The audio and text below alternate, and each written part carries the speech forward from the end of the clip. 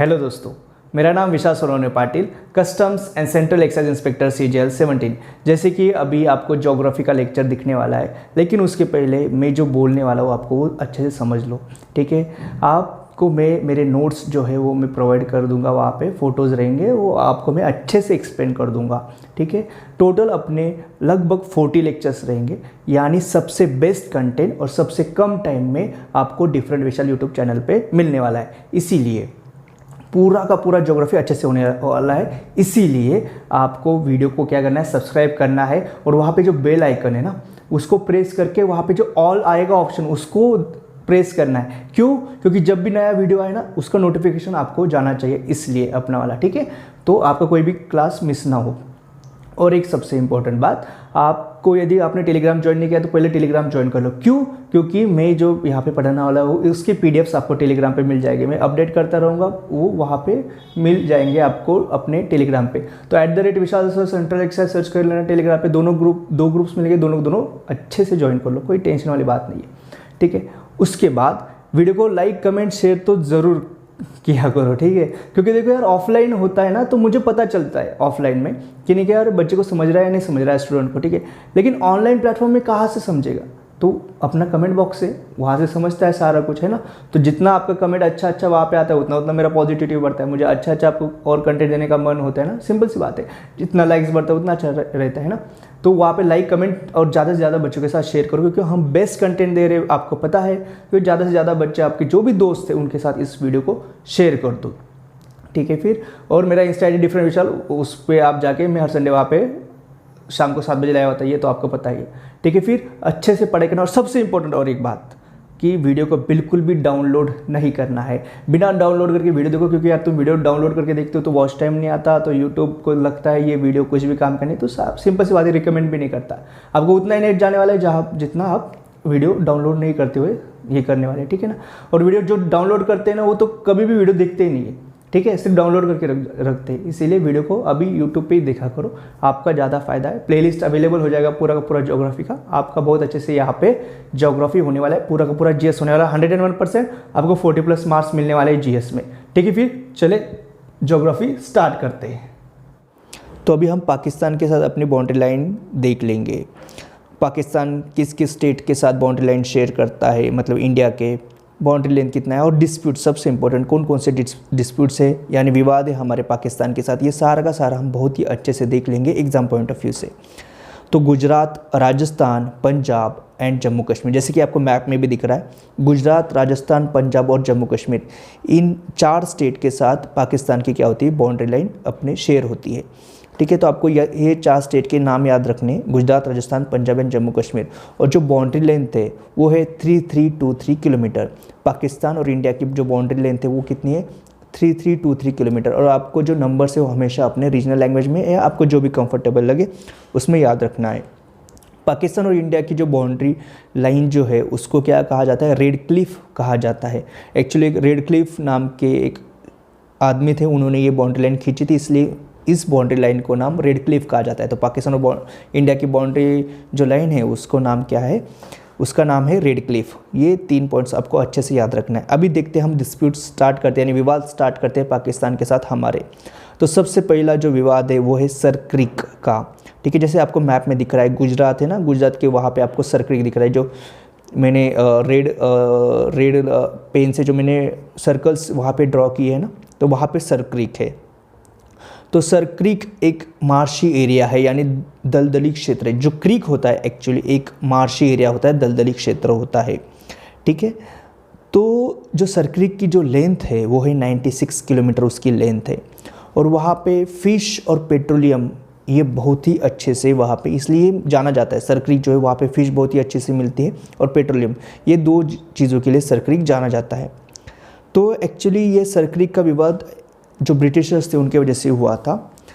तो क्या हुआ था, जैसे सिंध पाकिस्तान के साइड में आपको पता है, और कच्छ जो है वो इंडिया के साइड में, बीच में आता है सर क्रीक। तो जो पाकिस्तान वाले जो लोग हैं उनका ये मानना है कि सर क्रीक उनका हिस्सा है। ठीक है, और जो कच्छ और यानी इंडिया वाले जो अपने जो लोग हैं उनको ये मानना है कि सर क्रीक अपना हिस्सा है। यानी हम इंडियंस मानते हैं कि सर क्रीक अपना है और पाकिस्तान मानते हैं कि सर क्रीक उनका है। इसीलिए पाकिस्तान ने सिंध पाक प्लस सर क्रीक वहाँ पे क्या किया है, ग्रीन लाइन ड्रॉ करके रखी है, green line imaginary green line draw करके रखी है। तो उनका कहना है कि भाई सिंध यानी पाक का हिस्सा प्लस सर क्रीक पाकिस्तान का हिस्सा, वहाँ पे ग्रीन लाइन। तो आपको पूछा जाए कि भाई ग्रीन लाइन में सर क्रीक के वहाँ पे किसने इमेजिनरी ग्रीन लाइन है किसने ड्रॉ करके रखी है, पाकिस्तान ने। फिर इंडिया ने भी क्या किया, कच इंडिया प्लस सर क्रीक यहाँ पे यानी सर क्रीक के वहाँ पे एक रेड लाइन ड्रॉ करके रखी, जैसे आपको फोटो में वहाँ पे दिख रहा है रेड लाइन इंडिया ने ड्रॉ करके रखी है, और जो ग्रीन लाइन है वो पाकिस्तान ने यहाँ पे ड्रॉ करके रखी है। तो आपको याद रखना है रेड लाइन किसकी है, इंडिया की है, और ग्रीन लाइन किसकी है, पाकिस्तान की है। एक्चुअली जो ये क्रीक जो होता है इसका फॉर्मेशन का कैसे होता है, यानी सारी क्रीक या सर क्रीक का फॉर्मेशन कैसे हुआ था, by backward motion of ocean water, यानी जो अपने समुद्र यानी महासागरीय जल जो होता है उसका जो पीछे जाना जो होता है उसकी वजह से ये सर क्रीक का फॉर्मेशन हुआ है। ठीक है, तो यहाँ पे सर क्रीक का डिस्प्यूट आपका बहुत ही अच्छे से खत्म हो चुका है। एग्जाम पॉइंट ऑफ व्यू से आपको इतना ही याद रखना है कि क्रीक क्या होता है, एक मार्शियर एरिया होता है, दलदली क्षेत्र होता है। सर क्रीक में फिश और पेट्रोलियम बहुत अच्छा मिलता है, इसलिए इसके लिए जाना जाता है। सर क्रीक में जो ग्रीन लाइन है वो पाकिस्तान ने ड्रॉ करके रखी, इमेजिनरी लाइन है ग्रीन और रेड लाइन, और रेड लाइन तुम्हारे इंडिया ने ड्रॉ करके रखी है। और इसका फॉर्मेशन का कैसे होता है, बैकवर्ड मोशन से होता है, ओशनिक वाटर से। बस इतने पॉइंट्स आपको याद रखने हैं, बाकी और कुछ भी नहीं है। ठीक है, उसका लोकेशन भी आपको मैप से समझ में आ गया होगा, बस मैंने समझाने के लिए वहाँ पे मैप ड्रॉ करके रखा है, तो मैप्स के कारण बहुत ही अच्छे से समझ में आता है। इसलिए अभी हम देखेंगे रन ऑफ कच्छ।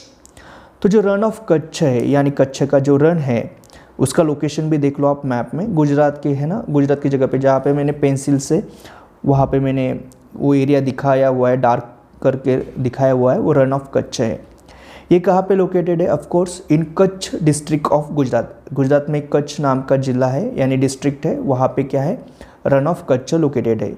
ये भी एक मार्शी एरिया यानी दलदली स्थान है। रन ऑफ कच्छ में जो सॉइल पाई जाती है वो कौन सी होती है, पीट नाम होता है, इस सॉइल का पीट नाम होता है, या हिंदी में दलदली मिट्टी होती है। इसका भी फॉर्मेशन कैसे हुआ था, backward motion of ocean water, यानी सागरीय जो जल होता है उसके पीछे गति करने के से ये भी बना है, कौन सा, रन ऑफ कच्छ बना है। तो इसमें एक डिस्प्यूट था, पहले पाकिस्तान बोलता था कि रन ऑफ कच्छ हमारा है, हम बोलते थे रन ऑफ कच्छ अपना है। तो फिर 1968 में क्या हो गया, ये जो डिस्प्यूट है इसको ख़त्म कर दिया गया।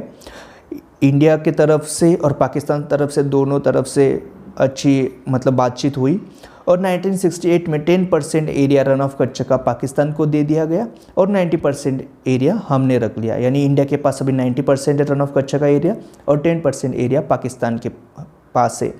रन ऑफ कच्छ में एक्चुअली सॉल्ट बहुत ही अच्छे से प्रोड्यूस होती है, ये सॉल्ट के लिए जाना जाता है रन ऑफ कच्छ। यहाँ पे हैंडीक्राफ्ट और टूरिज़्म ये सारी चीज़ें भी बहुत ही फेमस है। तो run of Kutch salt produce, handicraft और टूरिज़्म के लिए जाना जाता है।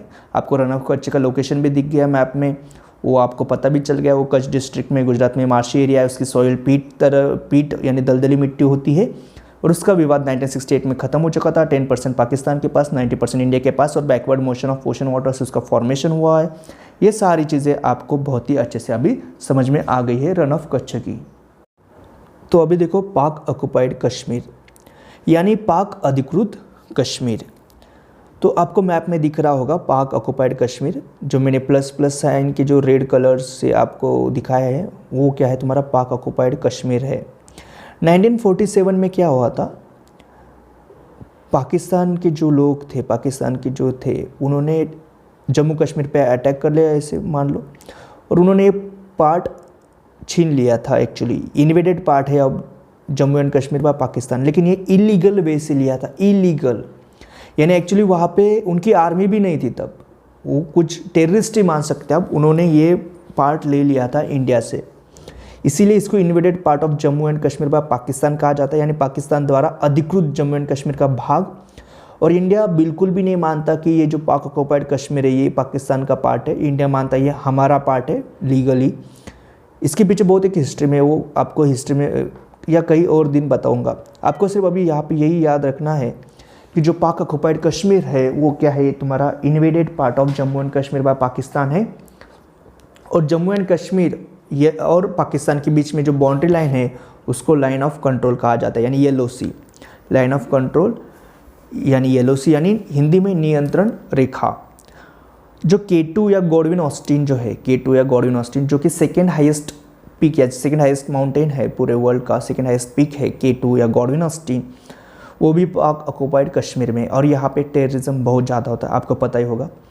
पाकिस्तान एक टेररिस्ट कंट्री है, वो यहाँ से टेररिज्म भेजती रहती है। तो हमने सितंबर 2016 में भी सर्जिकल स्ट्राइक कर लिया था, ये आपको पता ही है। तो पाक ऑक्युपाइड कश्मीर के बारे में आपको ये जानना है कि ये पाक का अधिकृत कश्मीर है, उसको आप मैंने मैप में दिखाया भी है। और ये इंडिया का एक्चुअल पार्ट है, लेकिन पाक की आर्मी अभी वहाँ पे है।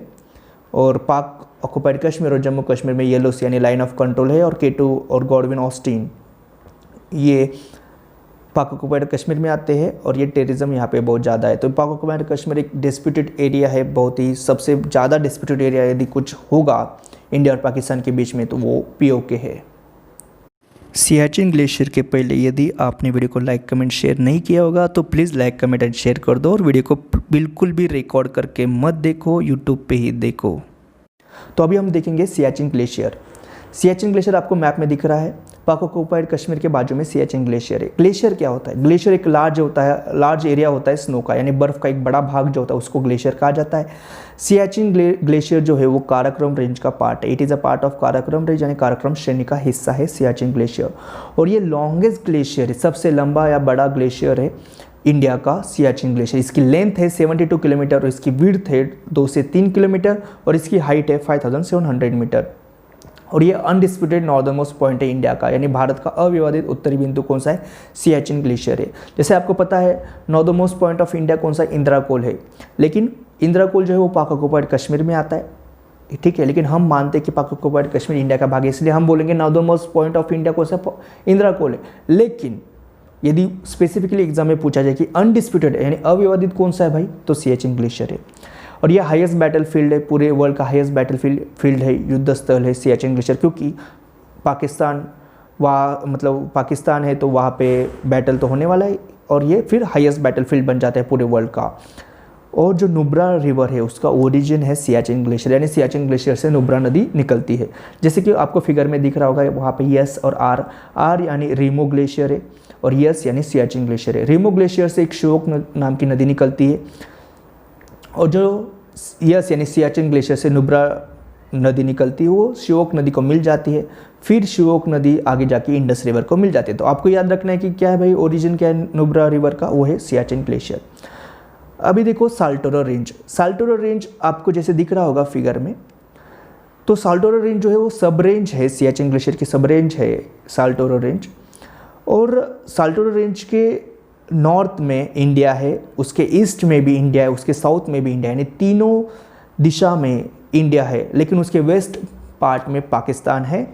तो साल्टोरो रेंज एक्चुअली डिवाइड करती है सियाचिन ग्लेशियर के दो भाग, मतलब मान सकते करती है कि उसके वेस्ट पार्ट में पाकिस्तान रहेगा। ये हमको पता चलता है साल्टोरो रेंज के कारण। तो क्या हुआ था 1984 में, कुछ जापानी टूरिस्ट थे। पाकिस्तान ने क्या किया, जापानी टूरिस्ट को भेज दिया सियाचिन ग्लेशियर पे। तो ऑफ कोर्स इंडिया तो गुस्सा करेगा, यानी हम लोगों ने गुस्सा किया कि भाई ये हमारा पार्ट है, आप कैसे ऐसे टूरिस्ट भेज सकते हो, मतलब आपकी तरफ से। हमारे तरफ से भेजेंगे तो सही बात है, लेकिन आपकी तरफ से कैसे भेज रहे हो? और उनके टूरिस्ट पता नहीं, उनके टूरिस्ट मतलब टेररिस्ट भी हो सकते, पाकिस्तान है वो। तो इंडिया तो गुस्सा हो गया। फिर इंडिया और पाकिस्तान दोनों की फिर वहाँ पे आर्मी आ गई, फिर वहाँ पे मतलब बोल सकते बैटल हो गया। तो 1984 में हमने जो वहाँ पे ऑपरेशन चलाया था हमारे इंडियन आर्मी ने, उसका नाम है मेघदूत ऑपरेशन। तो यदि पूछा जाए कि मेघदूत ऑपरेशन किससे रिलेटेड है, तो सिंपल सा आंसर है सियाचिन ग्लेशियर 1984 में हुआ था। और फिर वहाँ पे ऑफ कोर्स हम जीत गए थे, तो अपनी जीत हो गई थी। सियाचिन ग्लेशियर वहाँ पे एक इंपॉर्टेंट पॉइंट आता है कि वहाँ पे 15% ऑक्सीजन डिफिशिएंसी, यानी इतना कम वहाँ पे ऑक्सीजन है।